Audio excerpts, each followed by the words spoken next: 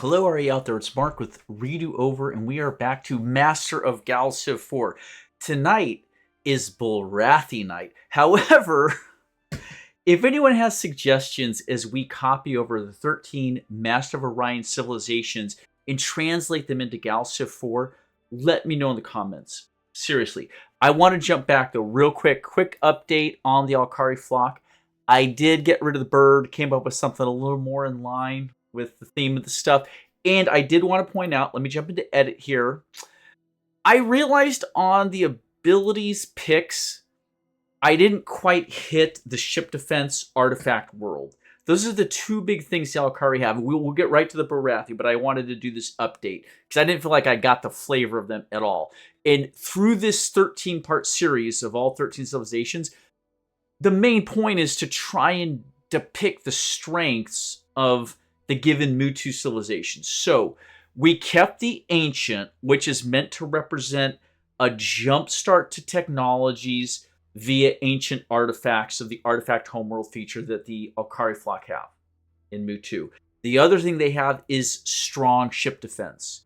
So I took the vigilant option. Star bases have a larger area of effect. Enemy ships are slowed, and player ships gain an attack bonus while in the area of any star base, any of their star bases. This is going to get them geology tech, weather control, interstellar navigation, which should help speeding up their ships. We talked a lot about the idea that their ships are fast because they're natural aviators, right? So, spatial awareness, navigation, speed.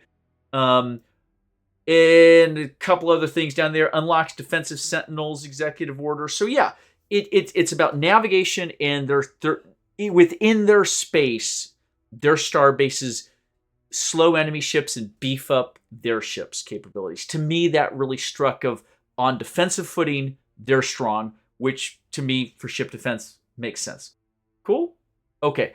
That's the little change I made. And then did I do anything else? Yeah, I gave max speed. 1 pip into Explorer. Left the Intimidation. I think I got rid of the Deceptive or something. Yeah, they got the 1 pip of Courageous, which gives them planetary defenses. Kind of plays a little bit in the ship defense. That's it. That's it. Okay. All right. So we're going to back out of here. And we're going to jump back to the Bulrathi. But first, we're going to jump over to Mutu and take a look at that. Okay, here we are in Mutu. We are looking at the Bulrathi here. So they're going to have ship offense plus 20. So that's not the King Daddy, but it's, it's something. So I've got that down. I've got ground combat plus 10. That's actually relatively easy to simulate because there is essentially brutality, which gives bonuses to your invasion forces. So that one we've got nailed. And then we have high gravity and dictatorship. Let's take a closer look at those two. I realized with dictatorship, since most of the 13 species use dictatorship, it's going to be kind of hard to replicate it. It really just kind of has that touch of spyness, which I guess lets us flavor either deception or intimidation or persuasion. Take a pip into one of those just to kind of mix it up a little bit. But let's see what high gravity is going to give. So we're going to click on custom. We'll select Bulrathi and we will jump to high G right here. Races which come from heavy gravity worlds are considerably hardier than other races, so better ground combat. In addition, ground troops can sustain substantially more physical damage than other troops, taking one more hit.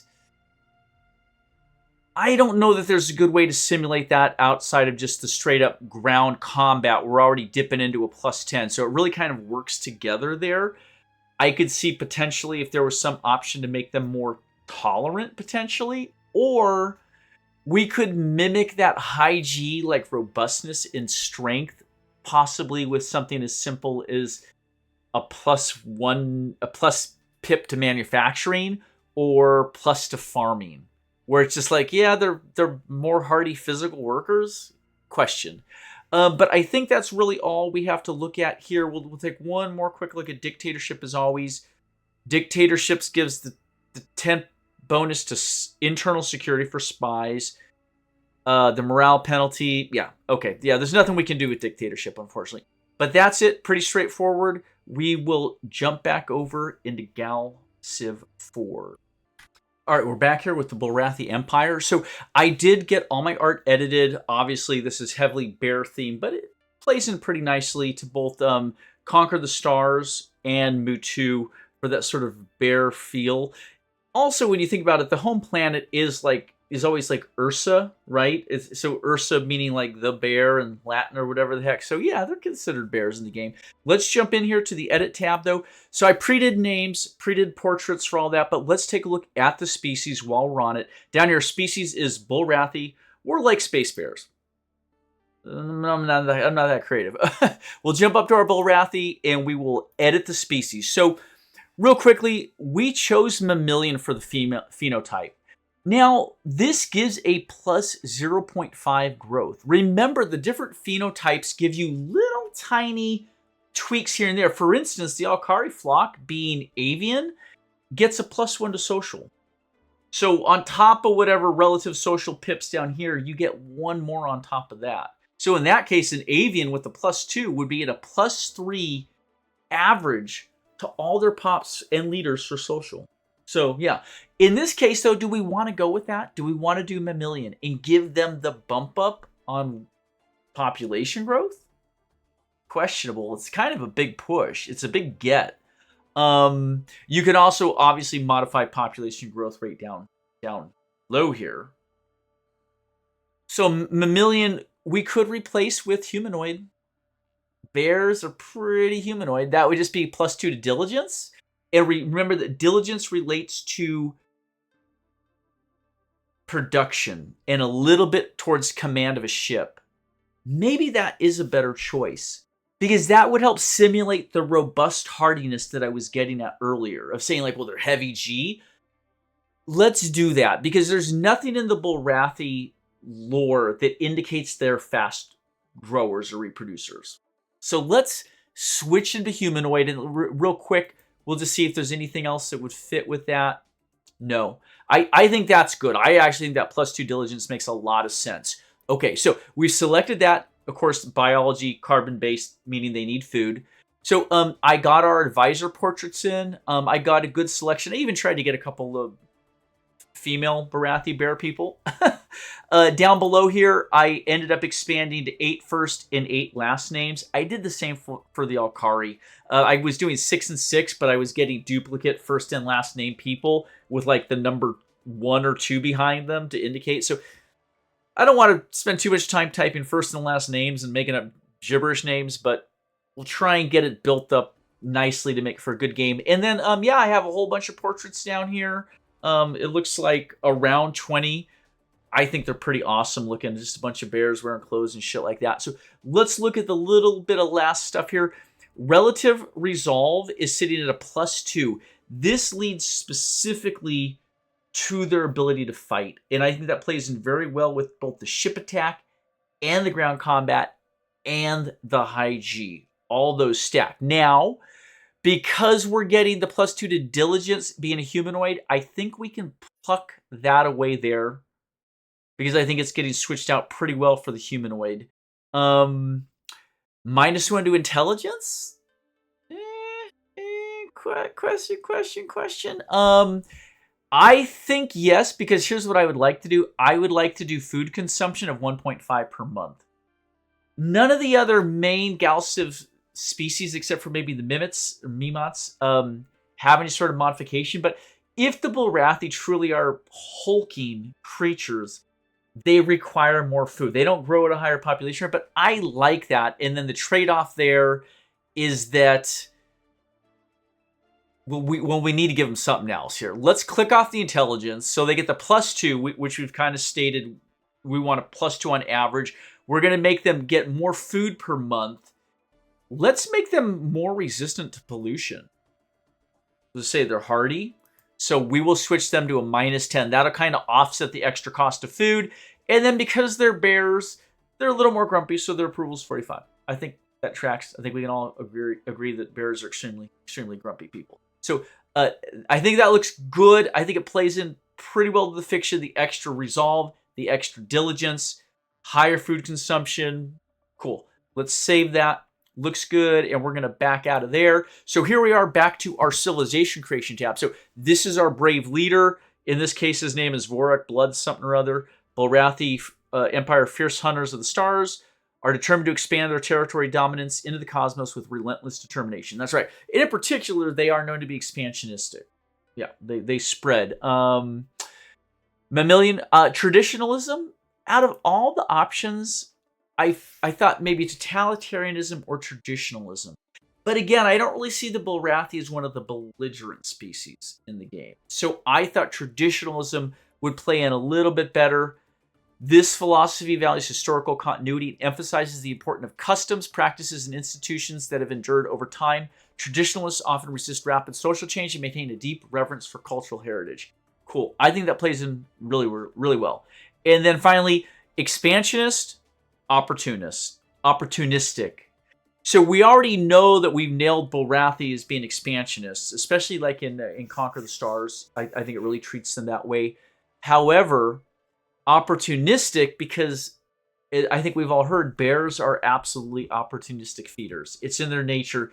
They will hunt, right? They'll fish for salmon, or they'll just eat a carcass off the side. They'll dig into a trash can. So to me, it plays really well into the theme of a bear. And I know Bulrathi aren't bears, but it's just so, as people, we wrap up many fictional creations in tropes so that we can rapidly understand them and get into their psyche. And that's that's good. Tropes are awesome. In fiction, in fantasy, tropes are awesome. In real life, tropes and stereotyping, not so good. Not so good. But in fiction, I like it a lot. Okay.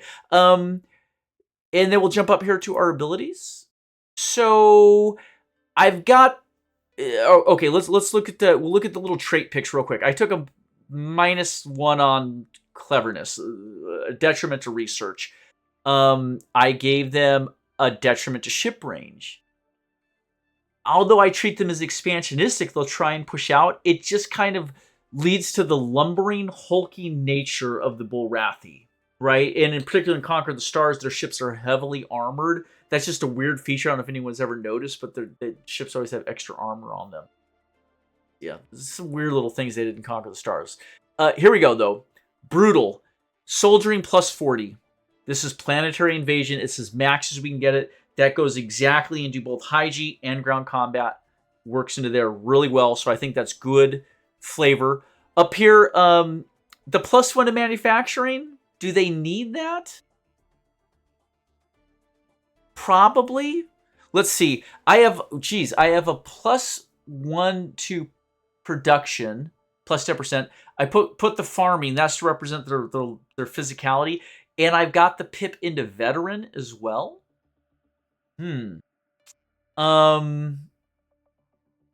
That just means that their main warships will gain experience faster. That works with ship attack. It's a roundabout way of simulating ship attack. It just means that as the crews gain experience, the ships gain levels, they can hit harder. They're better in space combat. I only bring it up because the brutality only applies to ground invasion forces. It has nothing to do with ships. So I think this is not unreasonable. I'm not sold on the pip and farming and the pip and the production, in particular since we know they're going to get the +2 diligence anyway, which will make them better with production. So, now granted, that's only with populations. This production and this farming pips are overall to all the food they're outputting, whereas things like diligence, social, resolve are only going to relate to the pops in their jobs. So not exactly the same thing. Okay. Let's get to our final important things here.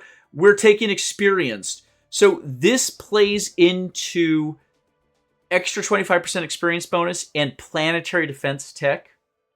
So I figured that experience bonus ties in pretty nicely with the veteran. That'll stack those two, and they'll get 100% experience bonus gains. Again, with a little bit of defense. I mean, are they defensive? Yes. Yes, they are defensive because high G troops are much more durable. So I think that could play in a little bit to that planetary defensive tech, which I believe boosts soldiering on your planets, not your invasion forces. So we're separating those two things out.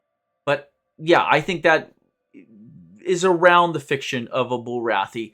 Warriors, this is just straight up ignore 10% of all damage to the ships, and all weapons do 10% more damage. And a +5 to intimidation, which I can see the Bulrathi being pretty intimidating. Right? Just a little skosh. This intimidation up here would be a plus 30. So the plus 5 intimidation there at the very bottom of that, just a little baby amount of intimidation. But really what this does is just, it's like, yeah, your ships are better fighters. It's ship defense and ship attack, but I didn't want to give the Alkari the exact same thing as the Bulrathi. The Alkari's extra space combat is only in their defensive territory, whereas this is more of a general, like, yeah, we just fight better in our ships. So I think that looks pretty good. Over here for the world type, I didn't really know that there was any preference I could discern for Bulrathi, but I thought, you know what? Mountainous type. If they had like a forest type, I mean, they have Arboreal, but we already chose Arboreal for the Alkari Flock, so I didn't want to overdo it. So they're mountainous. Cool. And their homeworld is, in fact, Ursus Prime. Oh, and the Utha system, let's take a quick look at the system we chose for them. The Utha system has a class 32 planet and several smaller planets, making it the perfect place to start expanding the Empire's borders. It's a really good starting planet, and I kind of was working that in with the idea that they are expansionistic, but they're a little detriment on exploring. That little nudge back on ship range, and they have no speed bonuses, meaning they'll expand just a touch slower, but their starting homeworld is a pretty good spot to start from. So that is it. We hit Save Civilization, and that's the Bulrathi. I'll get this video posted up there, and hopefully in another few days, maybe before the weekend, we can get on to the next, who will be the Darlock Cabal. All right. Take care, folks.